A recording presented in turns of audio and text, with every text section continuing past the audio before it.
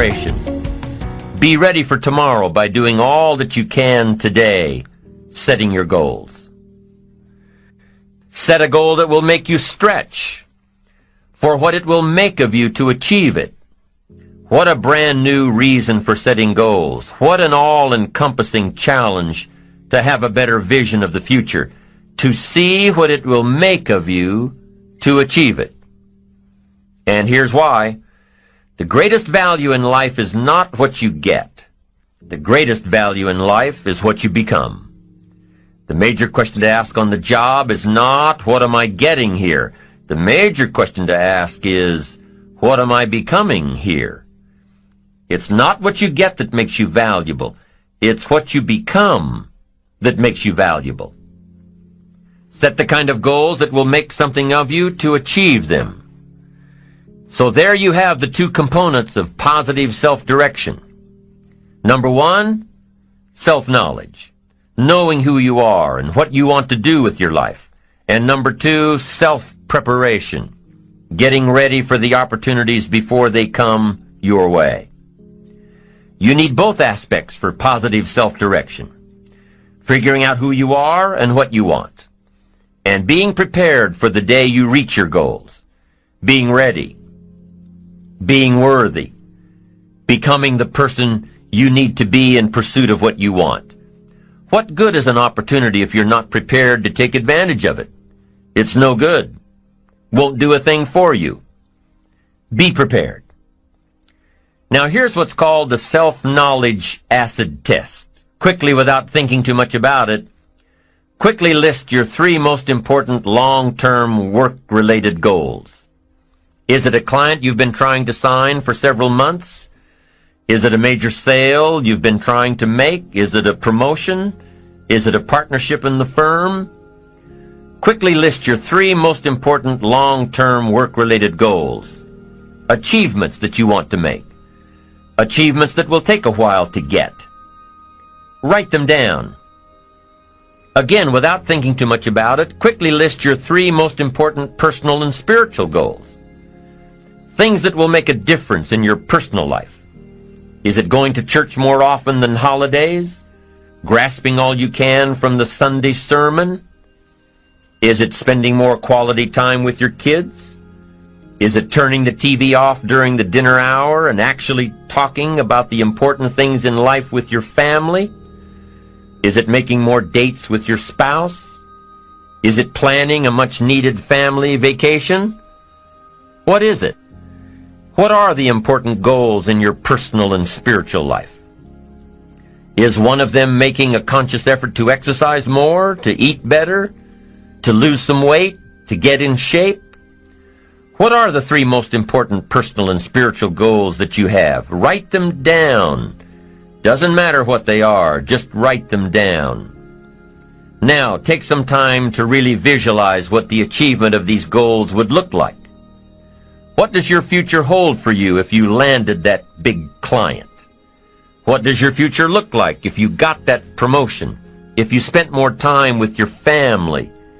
If you planned more outings with your spouse? What does your future look like? Really spend some time on this now. It's important stuff. What does it all look like? Ask yourself, is this really my goal? Is this truly what I want? Is it a positive goal? Is it important enough to me to become what it takes to reach this goal? Is it mine? Is it worth it? If your three goals on the career side and three goals on the personal side don't stand up to these questions, you need to take some time to carefully redefine a few things. Redefine your list. Redefine where it is that these goals came from. Redefine what actually is important to you. Redefine how hard you'll really work to get them. Now, there are two parts to this goal setting and redefining process. There's two parts. Number one, don't set your goals too low. An interesting thing that we teach in leadership, don't join an easy crowd. You won't grow. Go where the expectations are high. Go where the demands are high. Go where the pressure is on to perform, to grow, to change, to develop, to read, to study, to develop skills. Now here's the second part on setting goals. Number 1 is don't set your goals too low. Number 2 is don't compromise. Don't sell out. There were some things I went for back in those early years that I paid too big a price for. If I'd known back then how much it was going to cost me, I never would have gone for them. But I didn't know. Don't sell out. An ancient phrase says, count the cost. Count the cost if it won't make you happy to get it. If you become less in your pursuit of getting it, if it's not worth the life you'll lead after you get it, it's not worth it. Now let's talk a little more about self-preparation. Self-preparation has 2 benefits. The first benefit of self-preparation is that it moves you toward your goal. You've already got it in mind. You know where you want to go. You're getting ready for it. You're doing all the things you're supposed to do. And by getting ready to achieve your goals, you're moving closer to your goals. That's how it works. The second major benefit to self-preparation is that it refuels your ambition. Your activity refuels your ambition. The things that you are doing today are getting you ready for tomorrow. It's exciting. You know that you're getting closer every day. Ambition must be kept alive, be kept active, must continue to move forward. Otherwise, you're just daydreaming. You must keep active, keep moving forward so your ambition can fuel you, motivate you, get you where you want to be. Self-preparation. The benefits are, number 1, it moves you toward your goals, and number 2, it refuels your ambition. Be prepared. Get ready. This method of self-preparation involves 3 steps. Step 1. Carefully consider where the next opportunity for reaching your goal will originate. Where will it come from? Will it come from networking with your colleagues? Will it come from reading the last book that you bought? The book that's still sitting on your shelf waiting to give you some answers? Will it come from you taking the time to think it out? Where will it come from? The next opportunity that will push you forward. If you don't know, here's what you have to do. For each major goal of yours, the top priorities on your list, for each of these, take out a separate piece of paper, 1 single sheet per major goal, write down your goal at the top, and start listing all reasonable resources. Write down every possible place that you could find the opportunity to achieve this goal. And with each resource, classify them. Ask yourself, is this resource a sure thing? A good bet? About even chances? Unlikely? A long shot? Ask yourself these questions and classify all of the resources you have written down. That's the first step. The second step in this method of self-preparation is to make sure you know what you need to do to be prepared for your opportunities. Take your sure things first. Figure out what you need to do to be prepared when they happen. Break down your preparation into concrete steps. Make sure that you know exactly what you have to do to take advantage of the opportunity when it comes your way. Let's say that one of the top priorities on your career list of goals is to get this new client.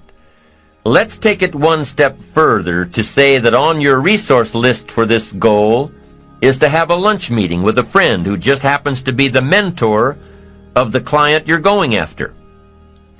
Is this friend of yours a sure bet on your resource list? Well, let's say he is. I mean, you know this guy is a tremendous consulting source for the client you want. The client you want really listens to the opinions and advice of your friend. So you're getting ready to have lunch with your friend. What do? You've got to make sure that you're up on all the knowledge and the industry data that will impress your friend. Make him realize that he knows someone who could benefit from your knowledge and your vitality and your spirit and your experience. Impress him. Impress him so much that he goes back to his friend, the client you're after, and tells this prospective client of yours that he needs to do business with you. Be prepared. Go through your entire list of goals and resources and classify them. Break each resource into concrete steps of preparation. Start by working on the sure bets first, and then move down the line. The long shots will come through every so often, but start with the resources that will serve you best now.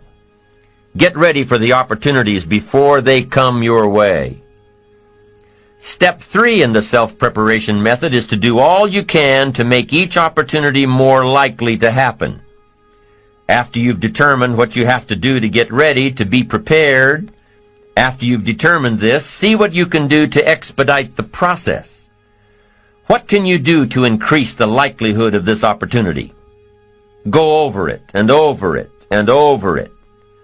Use these 3 methods again and again as you assess where you are now and where you have to go next to keep moving toward the achievements that are most important to you. Step 1, consider your resources.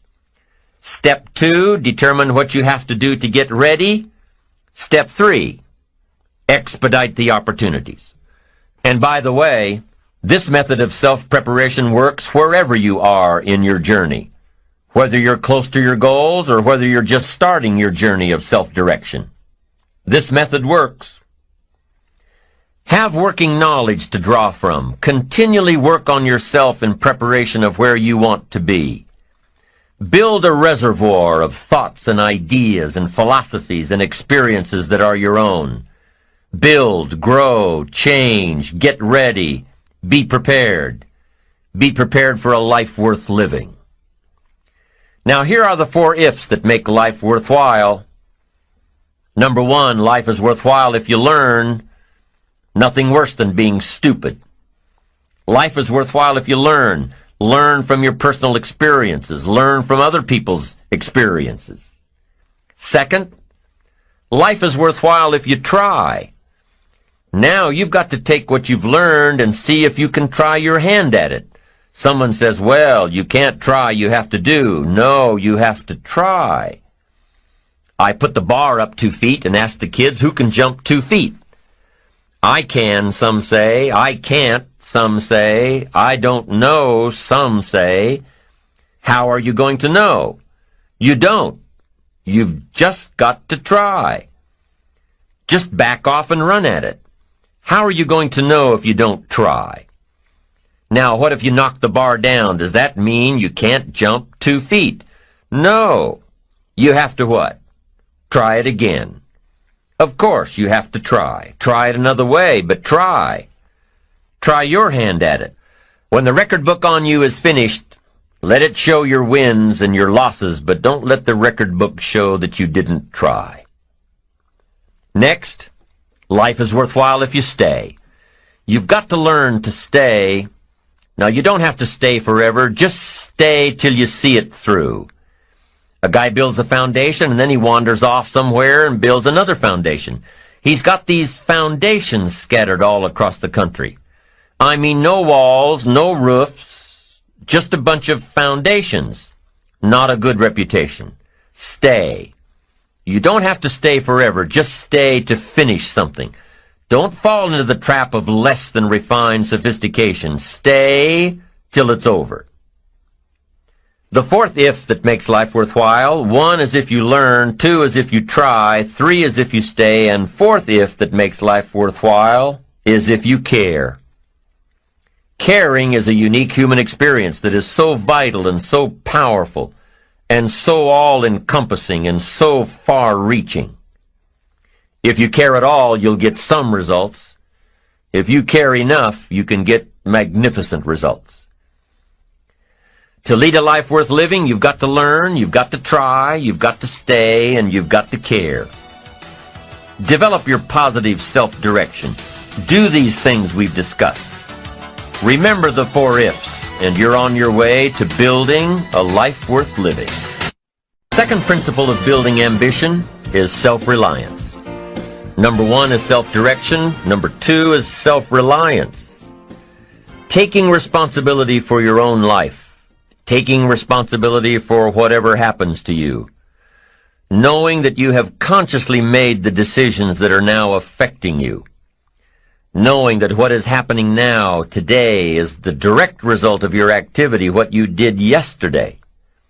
Self-reliance is basically counting on yourself.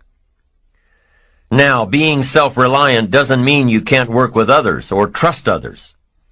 Self-reliance means counting on yourself, trusting yourself, being confident with yourself, being responsible to yourself, trusting your own instincts, trusting the conclusions that you have developed from your study of experiences and philosophies, taking the credit that is due you, learning from the mistakes that you have made, being self-reliant.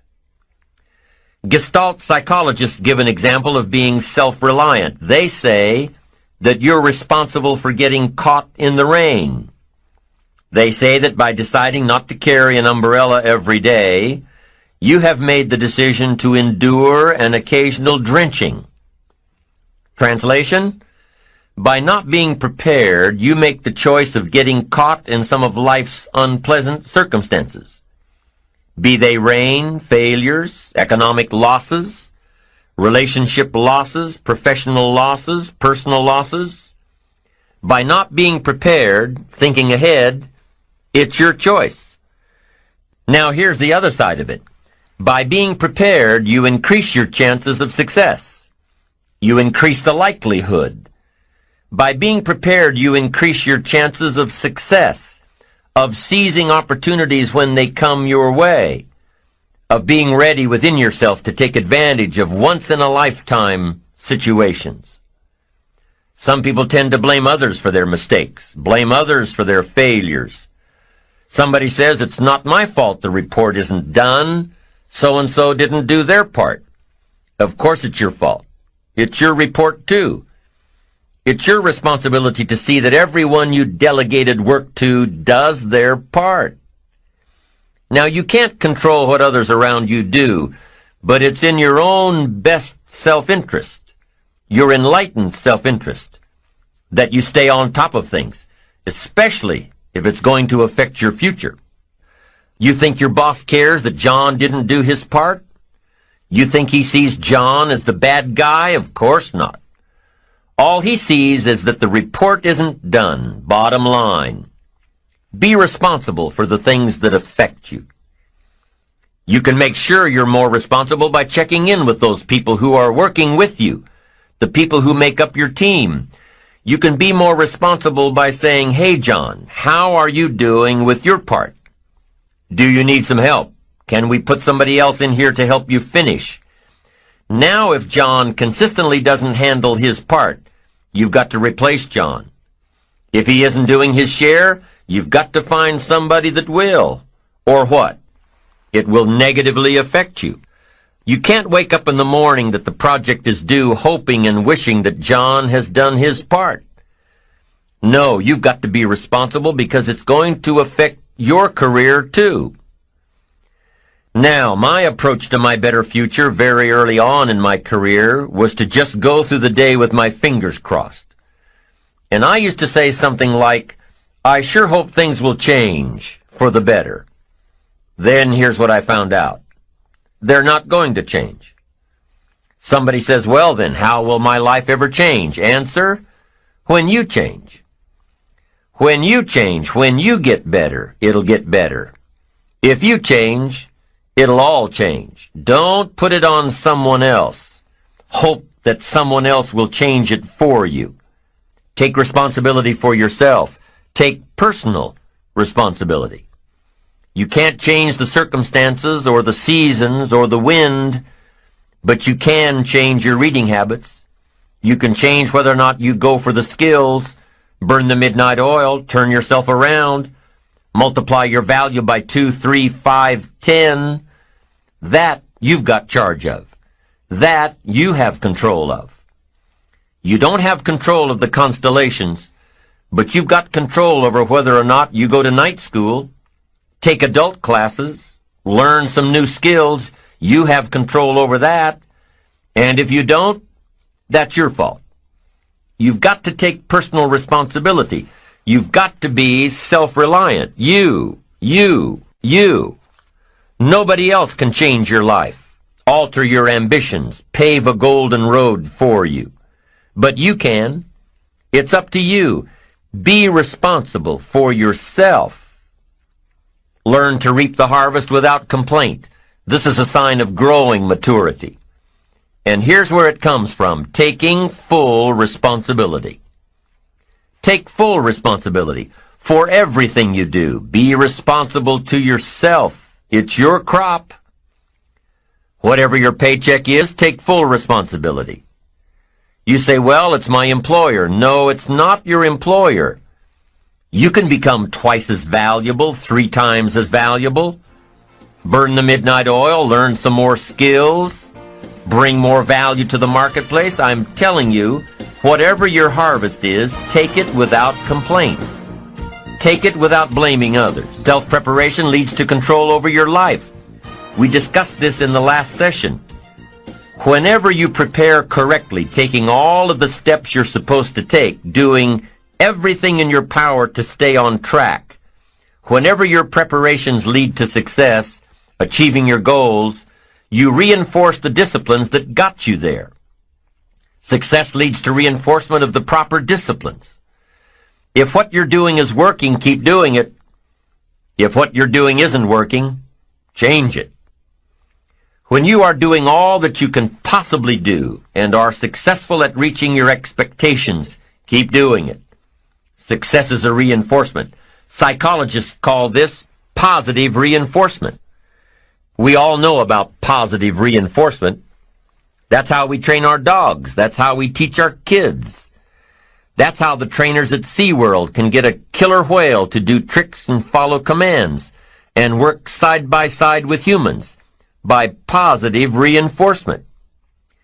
When you bring a brand new puppy home and try to teach him not to mess in the house, what do? You reward him for going outside or scratching at the door. When you're trying to get your toddler out of the diaper stage, what do? You reward her with special presents, make her feel special for learning something new. When you're trying to get your older kids to crack the books and study, what do? You reward them when they get good grades. You teach them that the skills they are developing now will have great positive effects on their lives later. But you reward them now. This is positive reinforcement. Learning that there are rewards for doing something good, something worthwhile, something of value. The greater the value, the greater the reward. The better you do, the better your reward. The greater the value, the greater the reward. A bigger paycheck, a better house, financial freedom. It's all a reward system. Now, there are 2 major benefits of positive reinforcement. Number 1, positive reinforcement builds good habits. If what you are doing, the habits you've gotten into, are building your ambition and increasing your success, keep doing them. Your success is reaffirming that these habits are good. Your success tells you that you need to keep doing what you are doing. By reviewing these habits that bring on success, you reinforce them, give them sticking power. Now here's the other side. By reviewing your habits, what you do every day, by reviewing your habits, you may find out that some of them are inhibiting your success. You may find out that what you're doing every day is bad for you, or you may realize that you've gotten out of some very good habits. Somebody says, well, I've just gotten out of the habit of taking my daily walk around the block. Well, I guess you'll just have to get in the habit of being sick down the road. Somebody says, well, I used to read the books all the time. I've just gotten out of the habit. Then change it. Go back into your disciplines. If you've just gotten out of the habit, just get back into the habit. It's called discipline. If it doesn't work, don't do it any longer. You can keep your fingers crossed if you want to and hope that it'll all straighten out. You can wish for the wind not to blow quite as severely, to change in your favor, but we call that naive at best. If the habits that you've gotten into aren't serving you, change them. You can't keep doing this any longer. Don't wish for a better wind. The key is to wish for the wisdom to set a better sail. Utilize whatever wind that blows to take you where you want to go. That is the philosophy I picked up at age 25, and it revolutionized my whole life. And here's what I found. I found it was easy. I became a millionaire when I was 31, and I found it was easy. Now here's my definition of easy. It was something I could do. I figure if it's something you can do, it's easy. But here's a little parenthesis. I worked hard at it. I made sure my disciplines were in line. I made sure my habits were good. I made sure I did all that I could. I found something that I could do, but I worked hard at it. I got up early, stayed up late, and worked hard from age 25 to 31. But what I did was easy, meaning it was something I could do. Well, you say, Mr. Rohn, if it was so easy, how come during those 6 years all those other people around you didn't get rich? Here's why. It's easy not to. How else would you describe it? That's it. It's easy to keep doing the things that don't work. It's easy to keep bad habits. It's easy not to develop the disciplines. It's easy not to. So how come I got rich and they didn't?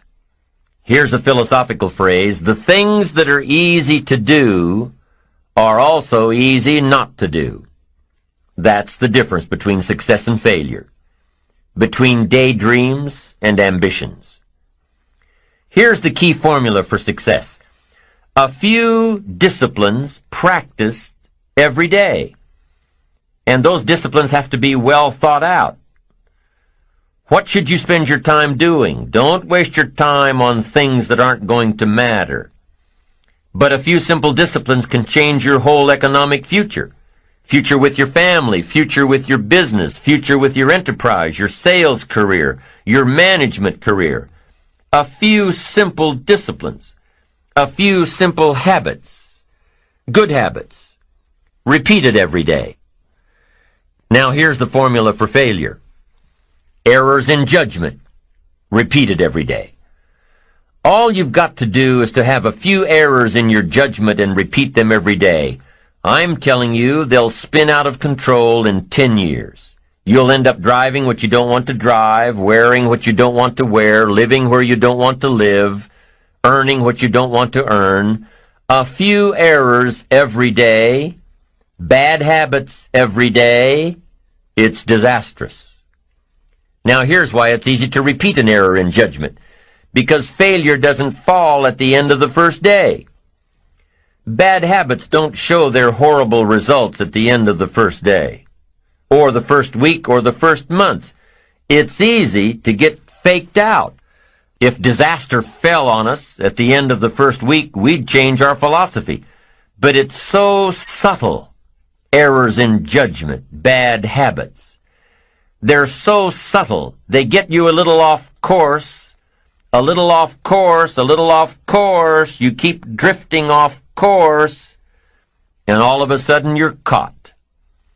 So you've got the choice right now of one of two easies. Easy to do or easy not to do. I can give you in one sentence how I got rich by the time I was 31. I did not neglect to do the easy things I could do for 6 years. I did not neglect. That's the key. I found something easy I could do that led to fortune, and I did not neglect to do it. The major reason for not having more of what you want in America, more health, more money, more power, more influence, more everything, the major reason is simple neglect. Neglect. And if you don't take care of neglect, it becomes an infection, and then it becomes a disease. So if you're in the habit of not doing it, doing all it takes to get ahead, get in the habit of doing it. Doing all it takes. That's the first benefit of positive reinforcement, building good habits. Now, the second benefit of positive reinforcement is that it creates the energy to fuel additional achievement. It gives you the drive to do more, to not only keep on doing what's right, but to do more of what's right. the disciplines that will help you grow and get ahead of it all.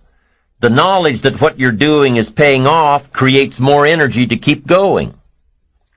How easy is it to get up in the morning when you know you're not doing all that it takes?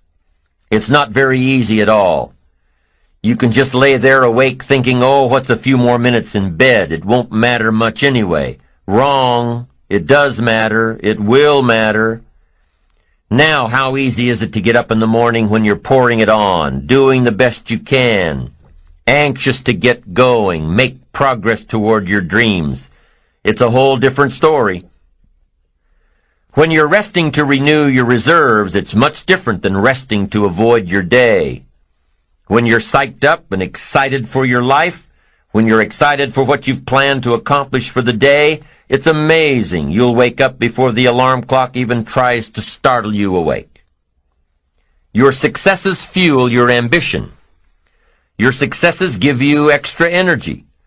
Your successes pave the way for more successes. It's the snowball effect. With one success, you're excited to meet another, and another, and another. And pretty soon, the disciplines that were so difficult in the beginning, the disciplines that got you going, are now part of your philosophy.